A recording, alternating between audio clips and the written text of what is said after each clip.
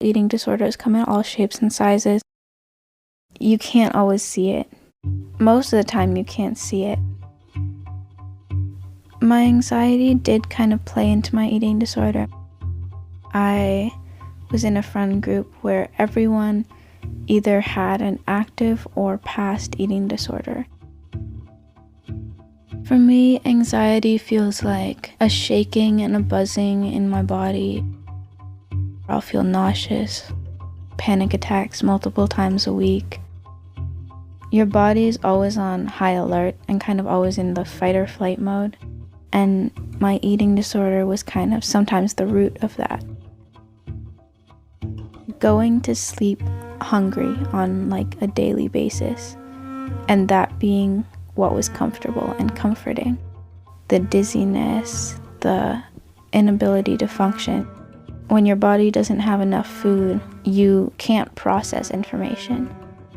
Your body spends all of its time just trying to keep you alive, and so everything else can kind of slip away. I just kind of let myself slip away. My mom reached out to the Emily program. I did kind of the intake process, and she diagnosed me with anorexia, and that was, I guess, a wake-up call. Her recommendation was that I go to residential treatment. But the thing about residential treatment is that all of the ones we could find were either full or couldn't take our insurance. There was an opening in the Emily program's PHP, or partial hospitalization program, and so I started that. I had been telling myself over and over again, like, you're not sick enough, you don't need this, why are you here? Like somebody deserves this more than you. That attitude was not helped when I was in PHP and insurance basically said, yeah, you're right, you're not sick enough, we don't want to pay for you to be here. Unless you're severely underweight, they don't really think you need it. They determine it off of weight and BMI. Those things don't determine anything when it comes to eating disorders. The reason my eating disorder wasn't caught sooner is because I stayed within the healthy weight range for someone my age and height.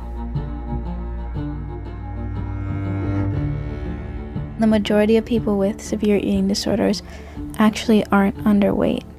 That's like telling the majority of people who have this severe mental and physical health condition that they can't get the help because they're not skinny enough.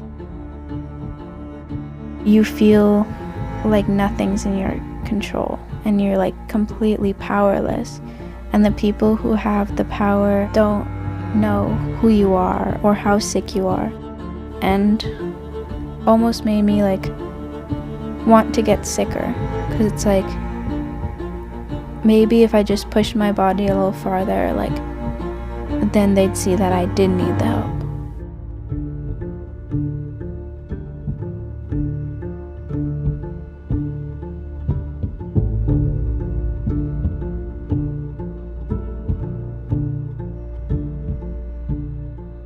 Where I am today versus where I was a year ago, I'm just such a better human being.